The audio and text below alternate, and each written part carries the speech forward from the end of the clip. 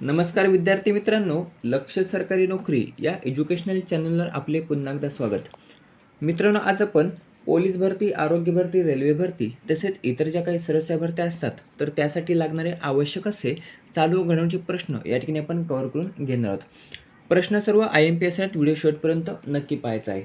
आजचा आपला भाग असणार आहे 450वा. या भागामध्ये आपण 1 फेब्रुवारी 2026 या दिवसातील काही महत्त्वाचे चालू घडामोडीचे प्रश्न हे माहितीसकट कव्हर करून घेणार आहोत. त्यासाठी व्हिडिओ शेवटपर्यंत नक्की पाहायचा आहे.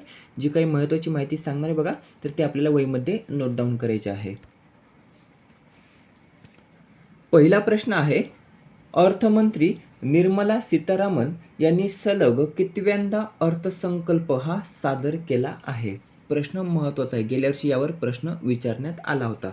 तर अर्थमंत्री निर्मला सीतारामन यांनी सलग 9व्यांदा, कितव्यांदा तर सलग 9व्यांदा अर्थसंकल्प सादर केला आहे. 2019 पासून बघा सलग 9व्यांदा निर्मला सीतारामन यांनी अर्थसंकल्प हा सादर केला आहे. यावर्षी जो काही अर्थसंकल्प सादर केला बघा, तर तो प्रथमच रविवारी सादर करण्यात आला. म्हणजे आतापर्यंत रविवारी हा अर्थसंकल्प सादर केला जात नव्हता, परंतु यावर्षी प्रथमच रविवारी अर्थसंकल्प हा सादर केलेला आहे. तारीख काय आहे तर 1 फेब्रुवारी 2026 रोजी. सध्या भारताचे अर्थमंत्री कोण आहेत? निर्मला सीतारामन आहेत. या ज्या काही अर्थसंकल्प सादर केला बघा, तर त्यामध्ये काही महत्त्वाच्या घोषणा करण्यात आल्या, त्या थोड्याशा कव्हर करून घेऊया. पहिला आहे बघा, सेमीकंडक्टर क्षेत्राची क्षमता वाढवण्यावर जोर दिला जाणार आहे. त्यानंतर उद्योजकांसाठी कॉर्पोरेट मित्र योजनेची स्थापना ही करण्यात येणार आहे. त्यानंतर रेअर अर्थसाठी घोषणा करण्यात आलेल्या आहे. कशासाठी तर रेअर अर्थसाठी देखील यामध्ये घोषणा करण्यात आलेली आहे. Pune Hyderabad high speed rail कॉरिडॉरला देखील या ठिकाणी होणार असल्याचं त्यांनी जाहीर केलेलं आहे. प्रत्येक जिल्ह्यामध्ये मुलींसाठी एका नवीन हॉस्टेलची स्थापना करण्यात येणार आहे. 12 वेटरनरी व पॅरा वेटरनरी कॉलेज संस्था या ठिकाणी स्थापन केल्या जाणार आहेत. 4 टेलिस्कोप इन्फ्राची स्थापना देखील करण्यात येणार आहे. 5 क्षेत्रीय वैद्यकीय हबची स्थापना देखील करण्यात येणार आहे. दिव्यांगांसाठीच्या रोजगाराच्या प्रशिक्षणाच्या संधी वाढवणार असून दिव्यांगजन कौशल्य योजना ही राबवली जाणार आहे. त्यानंतर गेमिंग आणि कंटेंट क्षेत्राच्या वाढीवर देखील भर दिला जाणार आहे. हे झाले काही महत्त्वाच्या घोषणा. याबद्दलचा जो काही IMP टॉपिकचा व्हिडिओ आहे बघा, तर तो आपण लवकरच अपलोड करणार. त्यामध्ये पूर्ण अर्थसंकल्पाबाबत थोडीशी महत्त्वाची माहिती या ठिकाणी आपण कव्हर करून घेणार आहोत. जर आपण अर्थसंकल्पाचा इतिहास पाहिला तर सर्वाधिक वेळा अर्थसंकल्प हा कोणी सादर केला आहे तर मोरारजी देसाई, जे भारताचे पंतप्रधान देखील राहिलेले आहेत आणि अर्थमंत्री देखील राहिलेले आहेत. तर यांनी सर्वाधिक वेळा अर्थसंकल्प हा सादर केलेला आहे. तर किती वेळा तर 10 वेळा सर्वाधिक अर्थसंकल्प सादर करणारे अर्थमंत्री आहेत मोरारजी देसाई, ज्यांनी सर्वाधिक 10 वेळा अर्थसंकल्प हा सादर केला आहे. भारताचा पहिला अर्थसंकल्प जर आपण पाहिला तर तो 7 एप्रिल 1860 साली सादर करण्यात आला होता. केव्हा तर भारताचा पहिला अर्थसंकल्प हा 7 एप्रिल 1860 साली सादर करण्यात आला होता. स्वतंत्र भारताचा पहिला अर्थसंकल्प हा 26 नोव्हेंबर 1947 रोजी सादर करण्यात आला होता. कोण होते पहिले अर्थमंत्री तर RK षण्मुखम शेट्टी. नाव लक्षात ठेवायचं आहे, RK षण्मुखम शेट्टी यांनी भारताचा पहिला अर्थसंकल्प हा सादर केला होता 26 नोव्हेंबर 1947 रोजी. जर विचारलं प्रजासत्ताक भारताचा पहिला अर्थसंकल्प हा कोणत्या वर्षी सादर करण्यात आला होता तर 28 फेब्रुवारी 1950ला प्रजासत्ताक भारताचा पहिला अर्थसंकल्प हा सादर करण्यात आला होता. कोणी केला होता तर जॉन मथाई यांनी सादर केला होता. लक्षात ठेवायचं आहे.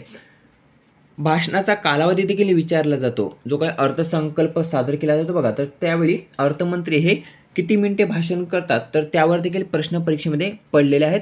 त्यासाठी यावर्षी जो काही अर्थसंकल्प सादर केला बघा, तर यावेळी भाषणाचा कालावधी किती होता तर 1 तास 25 मिनिटे. किती? 1 तास 25 मिनिटे.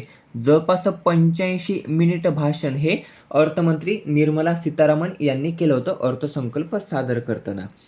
जर सर्वात मोठे भाषण जर आपण पाहिले तर ते आहे बघा निर्मला सीतारामन यांचंच. कोणत्या वर्षी त्यांनी सर्वात मोठे भाषण केले होते तर 2020ला. 2020ला त्यांनी जवळपास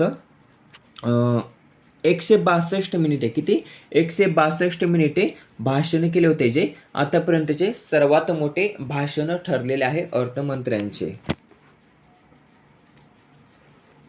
आता महाराष्ट्राचे नवीन अर्थमंत्री कोण असणार आहेत? देवेंद्र फडणवीस असणार आहेत. बघा, देवेंद्र फडणवीस लक्षात ठेवायचं आहे, कारण अजित पवारांचं नुकतंच निधन झालेलं आहे आणि त्यांच्या जागेवर आता महाराष्ट्राचे अर्थमंत्री हे अजित पवार असणार आहेत. पुढील प्रश्न आहे, देशात नवा सुलभ प्राप्तिकर कायदा हा केव्हापासून लागू करण्यात येणार आहे? तर नुकतंच अर्थमंत्र्यांनी एक घोषणा केली आणि त्या घोषणेनुसार देशात नवा सुलभ प्राप्तिकर कायदा हा 1 एप्रिल 2026 पासून, केव्हापासून तर 1 एप्रिल 2026 पासून देशामध्ये लागू करण्यात येणार आहे. हा जो काही नवीन सुलभ प्राप्तिकर कायदा आहे बघा, तर तो कोणत्या कायद्याची जागा घेणार आहे? तर 1961च्या कायद्याची जागा आता नवा सुलभ प्राप्तिकर कायदा हा जागा घेणारा असून हा लागू करण्यात येणार आहे 1 एप्रिल 2026 पासून.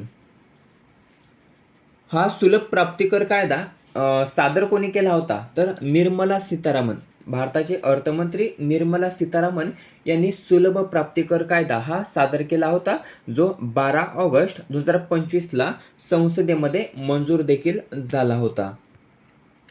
पुढचा प्रश्न आहे तिसरा, 26वा काला घोडा कला महोत्सव 2026 हा कोठे आयोजित करण्यात आला? तर 26वा काला घोडा कला महोत्सव 2026 हा पर्याय अ मुंबई महाराष्ट्र या ठिकाणी आयोजित करण्यात आला. दरवर्षी बघा, हा काला घोडा कला महोत्सव आपल्या महाराष्ट्रामध्ये मुंबई या ठिकाणी आयोजित केला जातो, लक्षात ठेवायचा. यावर देखील गेल्या वर्षी प्रश्न विचारण्यात आला होता. काला घोडा कला महोत्सव हा कोणत्या ठिकाणी आयोजित करण्यात आला? तर तो मुंबई महाराष्ट्र या ठिकाणी आयोजित करण्यात आला आहे. पुढील प्रश्न आहे चौथा, खालीलपैकी कोणत्या ठिकाणाला रामसर स्थळाचा दर्जा हा नुकताच प्राप्त झाला आहे? तर पर्याय ड, पर्याय अ, ब दोन्ही. याबाबत एक्स्ट्रा माहिती जी आपण काल पाहिलेली आहे, त्यासाठी या ठिकाणी एक्स्ट्रा माहिती आपण घेणार नाही आहोत, फक्त महत्त्वाचे पॉईंट्स कव्हर करून घेऊया. तर पर्याय अ छारी धांड गुजरात आणि पर्याय ब पाटणा पक्षी अभयारण्य उत्तर प्रदेश. तर या दोन्ही स्थळाचा बघा नुकतंच रामसर स्थळाच्या दर्जामध्ये या दोन्ही ठिकाणांचा रामसर स्थळाच्या दर्जामध्ये त्यांचा समावेश हा झालेला आहे. आता भारतामध्ये एकूण रामसर स्थळांची संख्या किती झालेली आहे? तर 98 झालेली आहे. काही दिवसांपूर्वी 96 होती. तेव्हा देखील दोन रामसर स्थळांचा दर्जा हा प्राप्त झाला होता. ते दोन ठिकाणी देखील आपण पाहूया. सिलीसर तलाव जे राजस्थान या ठिकाणी होतं आणि दुसरं होतं कोपरा जलाशय जे बिलासपूर छत्तीसगड या राज्यातील आहे. तर या दोन ठिकाणांना रामसर स्थळाचा दर्जा हा प्राप्त झाला होता आणि एकूण संख्या झाली होती 96. आता पुन्हा एकदा दोन ठिकाणांना रामसर स्थळाचा दर्जा हा प्राप्त झाला असून आता संख्या झालेली आहे 98. किती झालेली आहे? तर 98. ते दोन स्थळे आहेत, छारी धांड गुजरात आणि पाटणा पक्षी अभयारण्य उत्तर प्रदेश. परीक्षेमध्ये विचारलं जाईल बघा, पाटणा पक्षी अभयारण्य कोणत्या राज्यामध्ये आहे? आणि त्या ठिकाणी पर्याय दिला जाईल पटना बिहार. तर उत्तर ते नसणार नाही. पाटणा पक्षी अभयारण्य हे उत्तर प्रदेश या राज्यामध्ये आहे. कन्फ्युजन या ठिकाणी करून घ्यायचं नाही. पाचवा प्रश्न आहे, पॅरिस करारातून कोणत्या देशाने दुसऱ्यांदा बाहेर पडण्याचा निर्णय हा घेतलेला आहे? तर पर्याय ब अमेरिका. अमेरिका देशाने पॅरिस करारातून किंवा पॅरिस हवामान करारातून बाहेर पडण्याचा निर्णय हा दुसऱ्यांदा घेतलेला आहे. या अगोदर असा निर्णय